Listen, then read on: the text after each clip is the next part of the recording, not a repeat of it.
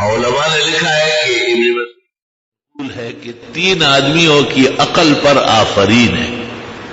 ثلاثۃ من فرسان العقل، عقل کے شاہ سوار ثابت ہوئے ہیں. ایک عزیز مصر جس نے حضرت یوسف کو دیکھ کر بیوی کو کہا اکرمی مثواہ، عزت سے رکھنا، عسیٰ ینفعنا او نتخذہ ولدا، ہو سکتا ہے کام آئے اور یا اسی کو ہم بیٹا ہی بنا دیں. کمال کی آنکھیں تھی کہ یوسف کو سر بازار دیکھ کر خرید کر گھر آئے اور بیوی کو کہا کہ اس کا خیال رکھنا، یہ عام غلام نہیں ہے، عام مزدور نہیں ہے، یہ کوئی قیمتی اور بیشباش شخصیت معلوم ہو رہی. اکرمی مثواہ عسیٰ ینفعنا او نتخذہ ولدا. اور دوسری شعیب علیہ السلام کی بیٹی تھی صفورہ، جنہوں نے موسیٰ علیہ السلام کو دیکھ کر اپنے والد کو کہا یا ابت استاجرہ، ابا جان ایک آدمی کو کام کے لیے رکھنا ہی تھا، یہ ٹھیک ہے. ان خیر من استاجرت القوی الامین، یہ بہترین ہے، طاقتور ہے اور حد درجے دیانتدار ہے. گھر کا جو آدمی ہوگا جس کو آپ چوکیدارے کے لیے رکھیں گے، کام کاج کے لیے رکھیں گے، اس کی یہ 3 خصلتیں ضروری. سب سے بڑی بات یہ ہے کہ وہ عفیف ہو. ان خیر من استاجرت، کہ وہ کسی گھر کے فرد پر ہاتھ نہ اٹھائے، اس کی عزت کو بٹھا نہ لگائے. اور دوسرا یہ کہ وہ قوی ہو، دشمن کو بھی روک سکے، آپ کے مخالف کو، آپ کی عزت و آبرو کو نقصان پہنچانے والے کو روک سکتا ہو. اور پھر تیسرا یہ کہ وہ خود بھی دیانتدار ہو، امین. اگر وہ خود ہی طاقت غلط استعمال کرے، تالے توڑے اور بینک بیلنس چوری کرے اور دوسروں کو آگاہ کرے کہ آج صاحب جو ہے بینک گئے اور یہ لائے ہیں اور بھی نکلنے والے اور ابھی گھر پہنچ گئے ہیں، یہ تمام ڈکیتیاں، یہ گھر کی نوکرانیاں اور گھر کے افراد کراتے ہیں. لوگ عقل سے کام لیتے نہیں، وقتی راحت کے لیے اپنے گھر کو حجرہ بنایا ہے اور اپنے خزائن کو بیٹھک بنایا ہوا، جیسے سب لوگ آتے جاتے ہیں. یہ سمجھتے ہیں کہ وہ برتن دھو رہی ہے، جھاڑو لگا رہی ہے، اس کے کان پیچھے ہوتے ہیں. وہ ایسی بنتی ہے جیسے اس کا ان باتوں سے کوئی واسطہ نہیں. ادھر سے ان کو وہ 5 لاکھ اور 10 لاکھ دیتے، یہ کب دیں گے؟ تو کبھی کہتے بیٹی کی شادی ہے، پھر کہتے ہیں اچھا بیوی ہمارے پاس نہیں ہے. کبھی کہتے ہیں بیٹے کی شادی کے لیے دے دیں گے، پھر کہتے اس وقت نہیں ہے، وہ دل میں رکھ دیا ساتھ، اچھا دیکھوں گی. تمام ڈکیتیاں، کسی تھاندار سے ڈی ایس پی سے پوچھو، گھروں کے اندر جتنے ڈاکو آ رہے، گھر کی ماسیاں اور نوکرانیاں لے کے آ رہے. کہ بےہودہ قوم ہے، عقل سے کام لیتی نہیں. کہ بھئی جہاں آپ رہ رہے سہ رہے وہاں اندر نہ آنے دے، باہر باہر برتن رکھے، گیٹوں کے باہر، اندر قطن آئے نہیں. یہ بات ایک عالم کی حیثیت سے ممبر کے لائق نہیں ہے، لیکن مجھے قوم کی بے عقلی پر بہت دکھ ہے اور بڑا افسوس. اور بہت عزت کے لوگ کوڑیوں کے دام بے عزت ہو رہے، ذلیل ہو رہے اور مسلسل ہو رہا ہے، اور عبرت نہیں لی جاتی.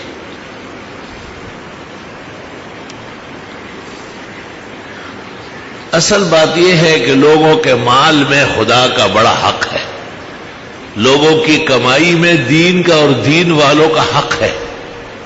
زکوٰۃ تو آپ سب جانتے ہیں، فطر بھی جانتے ہیں، اور یہ اکثر مسلمان دیتے بھی ہیں جو اللہ اور آخرت پر ایمان رکھتے ہیں، وہ زکوٰۃ میں چوری نہیں کرتے، اور حقیقت یہ ہے کہ خوشی سے نکالتے ہیں. لیکن حدیث دوسری آئی ہے، صحیح مسلم اور جامع ترمذی میں ہے، وفی مالک حق سوی الزکوٰۃ، زکوٰۃ کے علاوہ بھی بڑے حقوق ہیں. جس پیغمبر پر زکوٰۃ کی آیات نازل ہوئی اور جس رسول مرسل نے اور نبی مکرم نے زکوٰۃ کی تفصیلات اور شرح فرمائی، وہی پیغمبر فرماتے ہیں کہ زکوٰۃ کے علاوہ بھی حقوق ہیں، وہ اس میں شاید کوتاہی ہو رہی ہے۔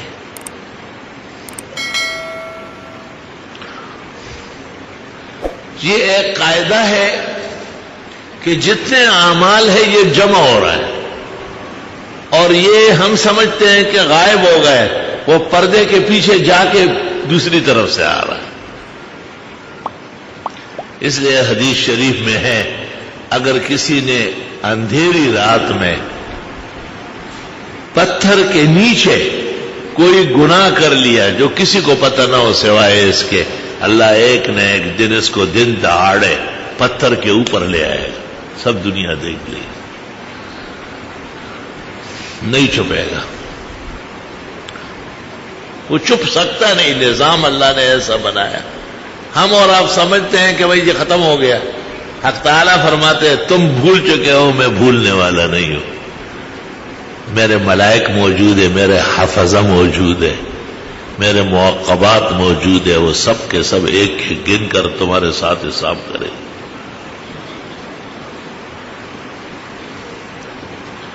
اس لیے لوگ بہت زیادہ استغفار کرتے ہیں، بہت توبہ طائب رہتے ہیں، ہر وقت دعا مانگتے ہیں کہ یا اللہ دنیا و آخرت کے رسوائی سے پناہ میں رکھ، دنیا و آخرت کی بربادی سے اور تباہی سے بچا۔ اگر اللہ تعالیٰ کسی کے حق میں دعا قبول فرما لے تو اس کے رحمت و احسان کے خزائن بہت وسیع ہے، لیکن فکر مند ہونا چاہیے، اور یہ کبھی بھی کوئی نہ سوچے کہ میں نے ظلم کیا، مظلوم کچھ نہ کہہ سکا، اور میں نے کسی کا حق دبایا اور وہ مجھ سے لے نہیں سکتا، اور میں نے کسی کو رلایا اور وہ اپنے آنسو خود پہنچ گیا، اور میں نے کسی کو دکھ میں دیکھا اور میں نے مداوا نہیں کیا۔ یہ سب کام آپ کے ساتھ حساب ہو، یہ سب کا حساب دینا پڑے گا، اور یہ پردے کے پیچھے ہو جاتے ہیں، جس کو ہم غیبوبت کہتے ہیں، اور پھر وہ دوسرے رنگ میں آتے ہیں، کبھی اولاد کی نافرمانی اور حادثات، کبھی مال کی تباہیاں اور لوٹ مار، کبھی جائیداد اور عزت کے خطرات۔ کون سا خطرہ ہے جو آج معاشرے میں نہیں ہے؟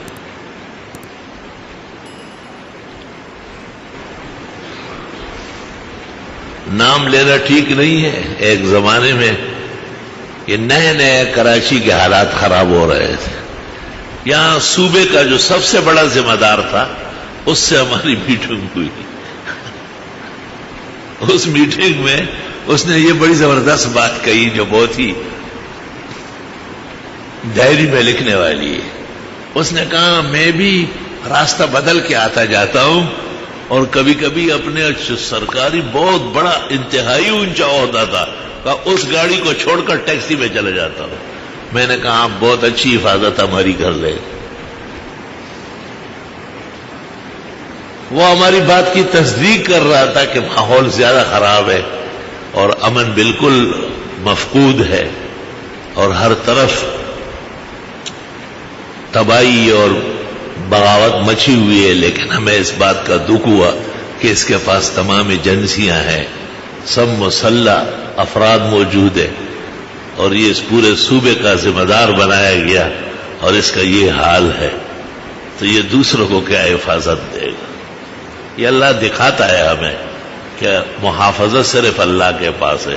حدیث شریف میں ہے اللہم احفظنی، یا اللہ میری حفاظت فرما، لا حافظ الا انت ولا حفاظت الا منک، تیرے علاوہ کوئی بچانے والا نہیں، اور تیرے علاوہ کسی کے پاس بچانے کا سامان نہیں ہے، کیسے بچائے گا؟ استغفر اللہ استغفر اللہ۔ اور صرف وہ تو نہیں کہ ماحول میں تکلیفی کیفیت ہے، آلودگی ہے، اور بغاوت اور سرکشی کے رنگ میں قتل و غارت، لوٹ مار ہے، بیماریاں بھی تو بہت زیادہ ہیں، تکلیفیں بھی تو ہے، عجیب عجیب بیماری. اچھا بھلا انسان سامنے آ جائے گا، دعائیں کرائے گا، اور اس کے بعد کہے گا کہ جی مجھے ایسی ایک لا علاج بیماری ہے اور ڈاکٹر نے مجھے 1.5 یا 2 سال دیے. آدمی دنگ رہ جاتا ہے کہ یا خدایا کہ کس تکلیف میں آپ اپنے بندوں کو ڈال رہا ہے. اور اس قدر انگنت آلام ہے، آثار ہے، غموم ہے اور ہموم ہے کہ سوائے ایک صورت کے کہ اللہ جل جلالہ عم نوالہ عز شانہ عظم برہانہ کہ خزائن احدیت اور سمدیت، خزائن کرم اور جود اور اس کے شعور اور برکات الوہیت کے دامن میں آدمی آ جائے. اللہ کو تو راضی کرنا بہت ضروری ہے، بہت ضروری ہے. اللہ سے مانگنا بہت ضروری ہے اور پورا اعتماد و توکل کرنا ضروری ہے.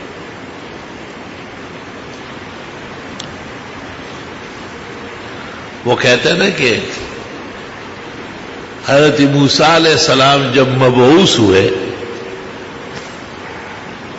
تو آپ کے زمانے میں وہ مشہور حکیم موجود تھا جو بہت زیادہ عقل مند مانا جاتا تھا، افلاطون. وہ اس نے کہا کوئی آدمی آیا ہے بنی اسرائیل میں اور وہ نبوت کا دعویٰ کرتا ہے. موسیٰ علیہ السلام کے پاس آیا اور اس نے کہا یہ امر مسلم ہے کہ نبی کی عقل بہت زیادہ ہوتی ہے، بہت زیادہ.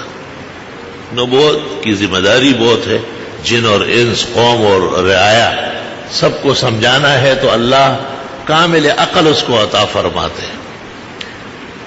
متکلمین کہتے ہیں کہ ہر نبی کے 7 صفات کمال کے ہیں: کامل العلم، کامل العقل، کامل الحیا.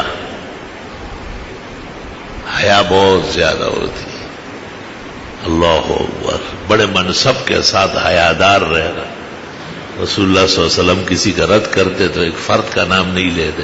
ما لہؤلاء القوم، لوگوں کو کیا ہوا ہے، کیا کر رہا ہے. اس کا مرتکب ایک فرد ہے، لیکن آپ اس انداز سے بیان فرماتے کہ وہ ایک نشانہ نہ بنے اور لوگ بھی اس سے پرہیز کر لیں. اور بخاری میں آپ کے متعلق ہے آپ ایسے باحیات ہیں جیسے کوہری. کل عذرا غیر شادی شدہ لڑکی، وہ بڑی باحیا ہوتی ہے، وہ بول چال میں، دیکھنے میں، اٹھنے بیٹھنے میں.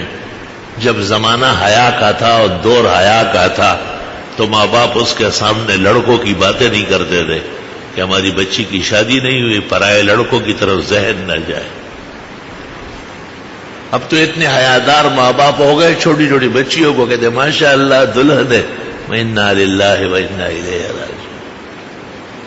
اس کو پتہ ہی نہیں باپ کو، وہ صرف باپ کہلاتا ہے. آگے یہ بلوں کی بچے ہو رہے ہیں تو یہ کوئی باپ ہے کیا؟ آدمی اپنے آئینے سینے میں دیکھے کہ مجھ میں باپ کی خصلت ہے، وہ وقار، وہ تدبر، وہ عفت، وہ پاک دامنی، وہ اولاد کے بارے میں احتیاط، خوش رنگی، یہ ماں باپ کا خاص پہچان ہوتا تھا. اب وہ بھی ڈانس دیکھ رہے ہیں اور یہ بھی ڈانسروں کو پہچان رہے ہیں. اور چمکی نہ تھی حمیدہ جب انگلش سے تھی بیگانہ، اب شمع انجمن ہے اور کبھی تھی چراغ خانہ.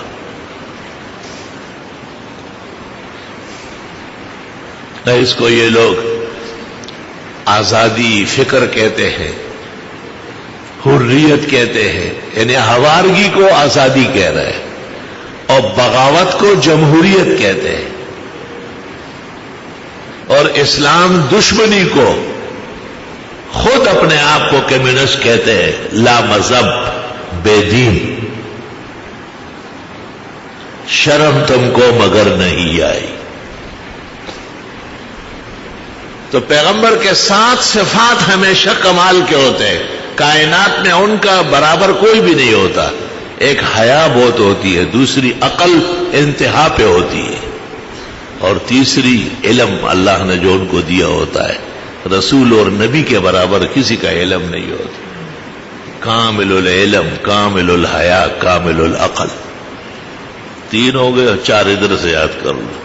صباحت، حسن و جمال بے مثال ہوتا ہے. عبادت سب سے زیادہ. شجاعت بے انتہا. سخاوت دریا کی طرح بہتے ہیں. بخاری میں رسول اکرم صلی اللہ علیہ وسلم کے بارے میں کہ آپ ایسے سخی تھے، کالریح المرسلہ، جیسے خوشگوار ٹھنڈی ہوائیں چل رہی ہو. سورۃ اخلاص نازل ہوئی تھی، معجم الصغیر طبرانی میں ہے. اور ایک اعرابی آیا. اعرابی ذرا جنگل اور دیہاتوں میں رہتے ہیں، سیدھے سیدھے مسلمان ہوتے ہیں. یہاں ایک اعرابی آتا تھا نماز کے لیے، سلام جیسے ہی میں پھیرتا کہتے ہیں ملا جی ایک مسئلہ تو بتاؤ. سارے نمازی ڈر جاتے. ابھی سلام پھیرا میں مڑا بھی نہیں ہوں. مولوی جی وہ ایک مسئلہ. میں ان لوگوں سے کہا خیر ہے، ایک آدھ ایسا بھی مست ہونا اچھا لگتا ہے. اور ایک نے قرآن مجید یاد کیا لیکن تاوئی دیہاتی. تو بزرگوں نے اس کو کہا تھا کہ جب آپ آخری رات ہے 27ویں اور سلام پھیر لے تو آپ کہا کہ السلام علیکم، میں تم سب لوگوں کو رمضان شریف اور ختم قرآن کی مبارکباد دیتا ہوں. اس نے غور کیا تو سلام بھول گیا. آخری قاعدے میں زور سے کہا لاؤڈ سپیکر پر کہ میں تم سب لوگوں کو مبارکباد. لوگوں نے کہا یہ 2 رکعت دوبارہ پڑھاؤ، مبارکباد ہو گئی.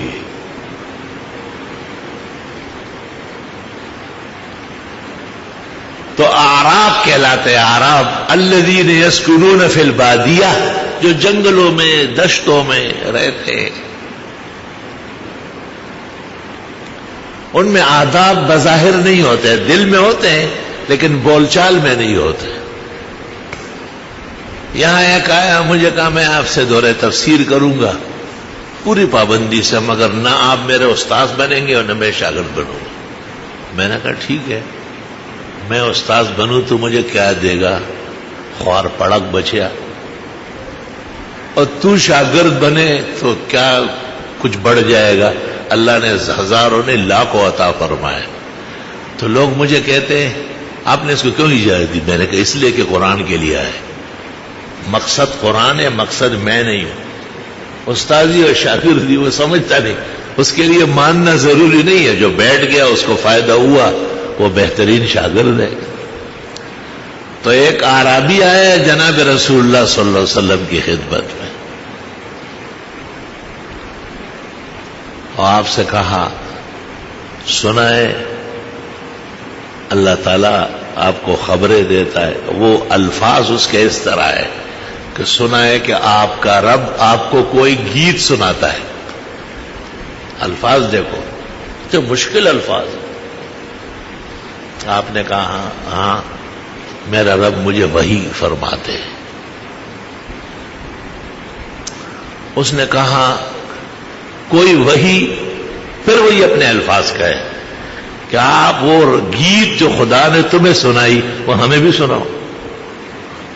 آپ نے کہا ابھی ابھی سورۃ اخلاص نازل ہوئی اور آپ نے بڑے شان سے اعوذ باللہ من الشیطان الرجیم بسم اللہ الرحمن الرحیم قل هو اللہ احد اللہ الصمد لم یلد ولم یولد ولم یکن له کفوا احد. جب تلاوت پوری کی سورت کی وہ کھڑا ہو گیا. اس نے کہا نعم الالہ الہنا، واہ خدا زندہ باد، یقبل الیسیر ویعطی الجزیل، تھوڑا سا لے کے بہت کچھ دیتا ہے. اس سورت سے تو یہ پتہ چلا. آپ بے انتہا خوش ہوئے، چہرہ انور تبسم سے بھر گیا. اور صحابہ سے پوچھا ابھی ابھی آیا ہے جنگل سے اور سورت اخلاص سننے کے بعد کیسا زبردست سمجھ گیا، اس کے وہ اس تفسیر کو پہنچ گیا جس کو امام رازی بھی 66 سال بعد پہنچا ہے۔ علماء کہتے ہیں اس نے کہا عجیب رب ہے تیرا، اس پر آفرین ہو، نعم الالہ الہنا، اتنا تھوڑا سا لیتا ہے اور بہت کچھ عطا فرماتے ہیں۔ عبد الرحمن ابن عوف قریب بیٹھے تھے، عشرہ مبشرہ کے فرد فرید اجل اصحاب میں سے، حضرت کے قریب ہوا کہ حضرت میرے پاس اونٹنی ہے بالکل تیار، 10 یا 12 دن میں بچے دے دے گی اور خوب دودھیا ہے، نسل در نسل دودھیا آئی ہے، میں پیش کرنا چاہتا ہوں۔ آپ نے فرمایا ضرور، کیونکہ آپ کے میرے پاس آنے سے پہلے جبریل آیا اور مجھے خبر دی ہے کہ عبد الرحمن ابن عوف کے لیے جنت میں 87,000 جنتی اونٹنیاں سجائی جا رہی ہے، دھلائی جا رہی ہے، زین ڈالے جا رہے، خوبصورت کی جا رہی ہے، کیونکہ وہ اعرابی کو ایک اونٹنی دے رہا ہے۔ آپ سے پہلے جبریل آیا اور اس نے مجھے خبر دی ہے، اللہم صلی وسلم علیہ۔ وہ عبد الرحمن ابن عوف اونٹنی لے آیا اور آپ نے یہ مبارک ارشاد سنایا کہ اللہ کے حکم پر جبریل آیا اور اس نے کہا عبد الرحمن ابن عوف کے لیے جنتوں میں 87,000 اونٹنیاں سجائی جا رہی ہے، کیونکہ اس نے اس اعرابی کو ایک اونٹنی دی ہے، اس کا صلہ 27,000 جنتی اونٹنیوں کی شکل میں ملے گا۔ تو جتنے صحابہ کو پتہ چل رہا ہے سب اپنے اپنے گھر سے ایک ایک اونٹ پکڑ کے لا رہے، اور اس کو کہتے ہیں یہ بھی لے چل، یہ بھی لے چل۔ اب 1,000 اونٹوں کا قطار بن کے جا رہا ہے۔ اس نے کیا کہا تھا سورہ اخلاص سن کر؟ وہاں خدا زندہ باد، تیری شان نرالی، تیری عظمت مسلم، تیری الوہیت اور ہیبت و جلال سر آنکھوں پر، تو تھوڑا لے کے کتنا دیتا ہے، دیکھو کتنے دے دیا ہے۔ اور جس نے ایک اونٹنی دی اس کو جنت میں 87,000 جنتی اونٹنیاں، یہ تو مر جائے گی، بڈھی ہو جائے گی، نہیں رہے گی، لیکن جنت کا ساز و سامان خالدین فیہا، وہ تو ہمیشہ کے لیے رہے گا۔ مولانا روم خوب فرماتے ہیں، نیم جان بستان دو صد جاد حد، نیم جان بستان دو صد جاد حد، ذرا سی چیز دے دی اور سینکڑوں لے لی، آنچ در وحمت نیاید آد حد، اور وہ کچھ اللہ نے عطا فرمایا جو کسی کے خیال اور وہم میں بھی نہیں آ سکتا۔ جناب رسول اللہ صلی اللہ علیہ وسلم اور تمام انبیاء اور مرسلین کامل الحیا، کامل العقل، کامل العلم، پھر 4 صفات، صباحت، حسن و جمال، عبادت بے انتہا، سخاوت مثالی، شجاعت، ضرب المثل، ضرب المثل۔ حنین کے موقع پر بنو حوازن نے جب تیر برسائے، تھوڑی دیر کے لیے کبار اصحاب بھی پیچھے ہٹ گئے، لیکن آپ اونٹنی پر بیٹھے ہوئے نیچے اترے، حالانکہ آدمی اونٹ پر بیٹھ کے بھاگتا ہے۔ آپ نے کہا انا النبی لا کذب انا ابن عبد المطلب، میں پیغمبر ہوں، اس میں کوئی جھوٹ نہیں، میں عبد المطلب کے اولاد میں سے ہوں، میدان سے بھاگوں گا نہیں، صلی اللہ علیہ وسلم۔ علماء نے حضرت کے اس ارشاد سے مسئلہ نکالا کہ وہن جو آتا ہے بزدلی، فشل، وہ 2 وجہ سے آتا ہے، یا اپنے اعمال کمزور ہو، فرمایا میں حسباً نبی ہوں، یا نسب کمزوروں کا نسباً مطلبی ہوں، اعلیٰ نسل مکہ مکرمہ اور عرب کی، کوئی وجہ نہیں ہے میرے بزدل ہونے کی اور بھاگنے کی. انا النبی لا کذب انا ابن عبد المطلب. ان اللہ یامرکم، بے شک اللہ تمہیں حکم دیتا ہے ان تؤدوا الامانات الی اہلہا،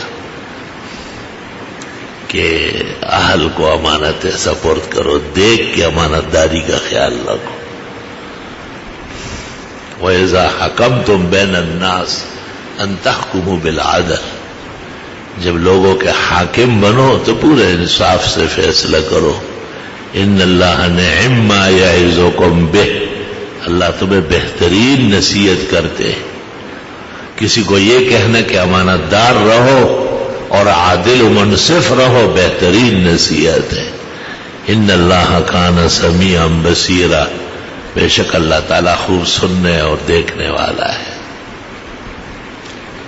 ابو طلحہ رضی اللہ تعالیٰ عنہ کو اللہ تعالیٰ نے ایک بیٹا دیا تھا اور بڑی محبت اور پیار تھی اس سے، اولاد سے ویسے ہی وہ تو لخت جگر کہلاتی ہے.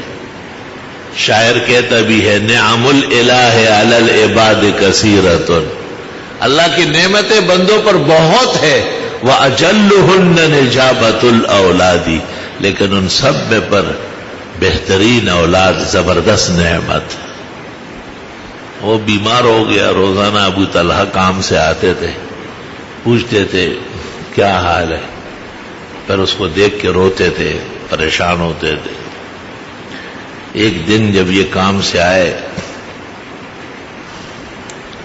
اور بیوی سے پوچھا کہ بچے کا کیا حال ہے، اس نے کہا اس کو بہت زبردست آرام آیا ہے. تو ابو طلحہ نے یہ سمجھا کہ اور دنوں میں تو بے چین رہتا تھا اور آج ٹھیک ہو گیا. اس نے بڑی خوشی خوشی سے کھانا کھایا، آرام کیا اور بھی بشری تقاضا پورا کیا. جب دم بخود ہوئے، خوش و خرم ہوئے، تو بیوی نے اس سے کہا کہ میں ایک مسئلہ پوچھنا چاہتی ہوں، سوچ سمجھ کر اس کا جواب دینا مجھے. ایک ہستی نے کسی کے پاس ایک بہت بیش بہا اور قیمتی امانت رکھی. وہ بہت قیمتی ہے لیکن ہے امانت، اس جیسے کہیں نہیں ہے، مگر اصل مالک کوئی اور ہے.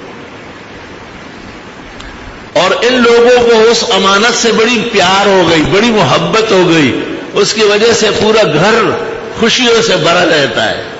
اب وہ اصل مالک آتا ہے اور اپنی امانت مانتا ہے تو دینا چاہیے خوشی خوشی، یا ہیلے حوالے ٹوڑے ٹوڑ کے کر کے اور رونا دھونا کر کے روکنے کی کوشش کرے. ابو طلحہ نے کہا بالکل امانت میں خیانت حرام ناجائز ہے، اور خوشی خوشی حوالے کرنا چاہیے اور خوش ہونا چاہیے کہ اصل مالک لینے آیا. تو جب اس نے مسئلہ بہت پکا کیا، پھر بیوی نے کہا وہ بیٹا ہمارا اللہ کی امانت تھا، اور آج اللہ تعالیٰ نے اپنی امانت اٹھا لی. تو ابو طلحہ کہتے مجھے اتنا پکا کیا کہ میرا سینہ پھٹنے لگا، لیکن بیوی کے سامنے آدمی کمزور ہونے لگے، اور تو کہا میں نے اپنے آپ کو قابو کیا اور ایسا تاثر نہیں دیا جیسے مجھے بہت بڑا غم اور صدمہ ہو. فجر کی نماز میں جناب رسول اللہ صلی اللہ علیہ وسلم کی خدمت اقدس میں پیش ہوا اور سارا واقعہ سنایا. آپ نے تسلی اور بشارت دی اور فرمایا رات کو تم دونوں کی گفتگو پر اللہ بہت خوش ہوا ہے. اور بخاری میں ہے کہ اس سانحہ کے بعد ابو طلحہ کے 9 بیٹے ہوئے اور کلہم قرأوا القرآن، سب قرآن کے پڑھنے والے ماہرین ہو گئے. نیم جام بستاند و سجاد یاد اور آنچ در وحمت نے آید آدھت ان اللہ یامرکم ان تؤدوا الامانات الی اہلہا. جوانی امانت ہے، صحیح جگہ صرف کرو. صحت امانت ہے، دیکھ کے لگاؤ، شاید کہ پھر ملے اور یہ ذوق نظر نہ ہو۔ مال اور دولت اور فراوانی اللہ کی امانت ہے، اصل مالک دیکھ رہے ہیں سب کچھ، اس کے مطابق صرف کرو۔ گھر بار، وقتی عزت، خوشی، یہ ساری امانات ہے۔ اس لیے اللہ نے قاعدہ ذکر کیا کہ اللہ تمہیں حکم دیتا ہے کہ امانت اہل کے سپرد کرو۔ جب تم امانت اور دیانت کا فرق کرو گے اور خیانت سے بچو گے تو پھر آگے قدم بڑھاؤ گے، اور جب تمہیں فیصلہ کرنے کا موقع ملے گا تو فیصلہ کرنے میں کبھی بھی بددیانتی نہیں ہوگی، کیونکہ خیانت تو پہلے سے ہی آپ چھوڑ چکے ہیں اور امین بن چکے ہیں۔ آج پاکستان میں 6 ستمبر منایا جا رہا ہے۔ 1965 میں ملک کی حفاظت کے لیے، اسلامی ملک کی حفاظت کے لیے جن جان بازوں نے قربانی دی، یقیناً قوم کے شکریہ اور ان کے جو مسلمان ہیں وہ قوم کی دعائے مغفرت اور بڑے اعزاز کے مستحق ہے، اور یقیناً اللہ اکبر کے نعرے سے جو فوج آگے بڑھتی ہے، اسلامی جذبے سے سرشار ہو کے جو آگے بڑھتی ہے، ان کے سینوں میں شجاعت کی ایک امانت ہے۔ اس وجہ سے ہندوستان کو تاریخی شکست ہوئی تھی، کیونکہ لوگوں نے امانت کے ساتھ، پوری شجاعت کے ساتھ اپنی جان کی بازی لگا کر کے دشمن کو پیچھے دھکیلا تھا، اور اس میں جو بہترین جانیں کام آئی ہے وہ پوری قوم کی دعاؤں کے، شکریوں کے، تقسیم کے اور آفرین کے مستحق ہے۔ جناب رسول اللہ صلی اللہ علیہ وسلم کہ ایک کم سن صحابی، بڑی مشکل سے اس کو اجازت ملی تھی، وہ ایک مشرک کو مارنے لگا، لیکن بدقسمتی سے اس کا جو نیزہ تھا وہ چھوٹا تھا، وہ وہاں نہیں پہنچا اور اپنا گھٹنا لگ گیا، پورا گھٹنا کٹ گیا، اور خون اتنا نکل گیا کہ وہ انتقال کر گیا۔ بخاری شریف میں ہے، ایک مثال دے رہا ہوں آپ۔ تو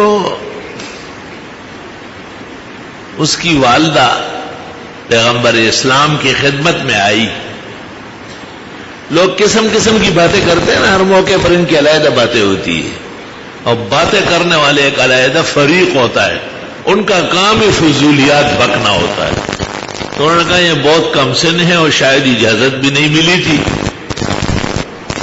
اور پھر اپنے ہاتھ سے مرا ہے تو یہ شہید نہیں ہے۔ تو اس کی والدہ آئی اور رسول اکرم صلی اللہ علیہ وسلم سے پوچھا کہ میرا بیٹا آپ کے ہمراہ جہاد میں شہید ہوا ہے۔ کچھ لوگوں سے میں نے یہ باتیں سنی، میں تو اس لیے خاموش رہی، صبر کر گئی، حوصلہ اختیار کر لیا کہ اللہ نے میرے بیٹے کو جنت دی۔ اگر ایسی بات نہیں ہے تو آپ دیکھیں گے کہ میں پورے مدینے کو تس نس کر دوں گی، یعنی ایسا روؤں گی اور ماتم کروں گی۔ جناب رسول اللہ صلی اللہ علیہ وسلم کو کمال عقل اور حوصلہ اللہ نے دیا ہے۔ آپ نے کہا وہ کمعقل عورت، ایک جنت، انہو لفی فرادیس الجنان، جنت الفردوس کے جو وہ اعلیٰ مقامات ہیں ان میں آپ کا بیٹا ہے، انہو لفی الفرادیس من الجنان۔ بس اس نے سارا مدینہ ان کو مبارکباد دینے آنے لگا کہ دوسروں کا فیصلہ بعد میں ہوگا، آپ نے اپنے بیٹے کا فیصلہ پیغمبر سے آج ہی کرا دیا۔ حق تعالی شانہ پورے اسلام کو پورے عالم میں عزت اور افتخار عطا فرمائے، اسلامی ملکوں کی اور شاعر کی حفاظت فرمائے۔ جن ملکوں میں شرارتیں کر رہے ہیں سازشی عناصر، خدا سازشیوں کو تباہ و برباد کر لے، اور وہاں کے مکین اور باسیوں کو آرام، سکھ اور عزت سے اسلام کے مطابق زندگی گزارنے کی توفیق دے۔ اور ہمارے ملک میں جو لوگ جہاد کے عنوان سے اور کفار کے مقابلے کے عنوان سے شریعت کے قواعد اور آداب کے پیش نظر مختلف جنگوں میں مارے گئے ہیں، اللہ انہیں شہداء و سعداء بنائے، اللہ اسلام اور پاکستان کی حفاظت فرمائے، مدارس، مساجد، علماء و مشائخ، طلباء و مجاہدین، شعائر دین و ملت کی اللہ قیامت تک محافظت و نصرت فرمائے۔ وصلی اللہ تعالی